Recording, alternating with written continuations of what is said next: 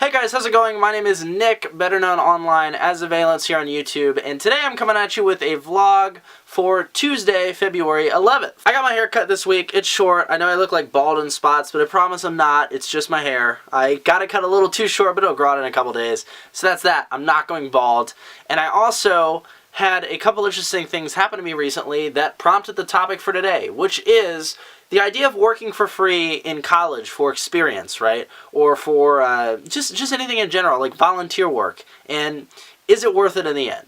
So a couple things prompted me to work on this topic. I mean, namely, it was the idea of all these college people coming to me and asking me to do work for free in the name of experience, right? That'll look good on my resume.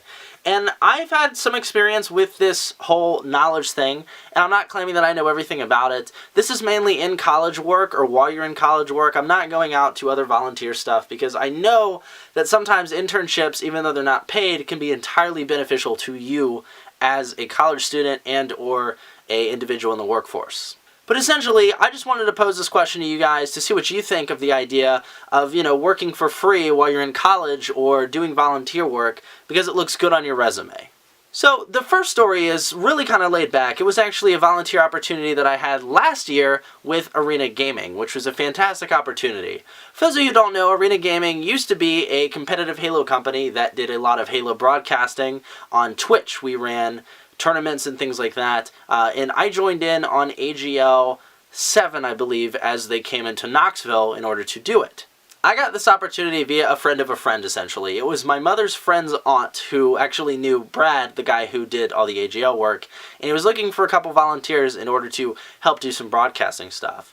Now, I want to go ahead and let you guys know that this was not through school. The university did not help me at all with this. This was something I went and I did on my own. So when they asked online, I went ahead and I put my name forward and I discussed my broadcasting experience as an individual streamer last year. So I'd had about 2 years experience streaming and doing videos. I wasn't too great, especially with the camera equipment and stuff because I didn't know how to operate it, but it was still a really cool experience nonetheless.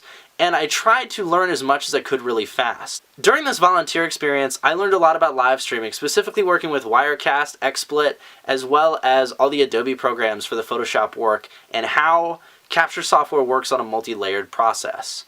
Now, I mean this in the sense of, when I stream from home, I use a single capture card. When I streamed with Arena Gaming, we had 16 SDIs going into a single capture deck that then went into a capture card that we were able to switch between in order to get all of the players' perspectives that were on the main stage. Now, when I first walked in, I was a little unfamiliar with this whole thing. I was completely overwhelmed, and Brad was a quick teacher, right? It's basically trial by fire, and I pulled it out. I ended up doing AGL 7, 8, and 9, which is an absolute amazing experience. I met a lot of really cool people, too, that actually helped me establish footing in the industry. I mean that in the sense of, I got to meet Andy Dudnitsky, who is the community coordinator for 343, really nice guy. I also got to meet Ghost Ayami, who is an amazing guy too, that now actually works for 343, he used to be a Halo commentator and did all the Halo 4 maps. And these are really cool connections that thus introduced me to more people. I was actually able to meet Freddie Wong, I was able to meet C. Nanners, iJustine, and a lot of people at a party down at RTX last year because of the connections I made with Arena Gaming. And while I know Arena Gaming kind of fell out due to some technical difficulties and, event planning mishaps after I left, it was still a really cool experience that I learned a lot with. I learned how to operate Canon cameras. I met my buddy Grant, who, if you're watching this, Grant, I love you, dude, because I would not understand how to work this camera this fast without Grant's help. What I'm trying to say is I met a lot of good people. I met a lot of good people who have helped me with my experience. I've bolstered my streaming experience, and I have a lot of great connections in the industry that I love and that I want to be a part of through a program that wasn't through my college. So that second experience is something that was a little more interesting, and for the sake of this entire video and kind of, just out of respect for the people that I know that are in this story, I'm going to leave everything anonymous. I'm not going to mention names or anything like that, but this is a college story equivalent of, working for experience that I want to share with you guys to kind of illustrate the point I'm getting across in this video. So while on my college campus, the first thing I did when I got involved at the university was to work for something that I loved. And that definitely was working for the journalism section, the paper, so to speak, the online paper for my college. Now, when I got first involved with it, I went in, I was a little bit arrogant, but that's just kind of how I am as a person, right? And I went in and I discussed the idea of doing video game and tech reviews, and was immediately kind of allowed to do that. They thought it would be a cool thing to put in the section. Now, at the time, the editor that was editing my pieces was extremely against me. This is something that I really couldn't avoid. I didn't understand. I know that, when it comes to AP style, that's like the God book. And at the time, I really didn't know that because I hadn't taken a lot of journalism courses. But I had a pretty good grip on writing, and I constantly completed the assignments that I was done. It started with a Dead Space 3 review, it went into a couple other things, and the fact was this editor was out to get me, and there was nothing I could do around that. So it ended up getting to the point where that editor was out to get me so bad that I kind of withdrew from it, and I didn't want to be a part of it. I also did a podcast at this organization, and really enjoyed doing that podcast, made a great friend out of it. When it came down to it, that was my first semester, and now I'm going on my second year here at university, my third year of college, and I'm kind of thinking back, and a lot of people from that organization have actually reached out to me in order to help with, the podcast, in order to help with a couple other things as well, relating to the specific site, because I do WordPress work for Gamersalt Weekly, and I have a decent knowledge of how the system works and how presentation should be when it comes to uploading media or photos, galleries, videos, linking URLs, that sort of thing. When I went in there and was asked about these things, like uploading audio clips, I found out that they only had a, 500 megabyte size, or I think it's about a gig now. That's not a lot. They limited the certain types of files that you could upload. So when it comes down to being in class and trying to do this work experience, you actually aren't able to upload media. You aren't able to upload, larger photographs that are full resolution. You have to tone everything down. You aren't allowed to upload audio clips.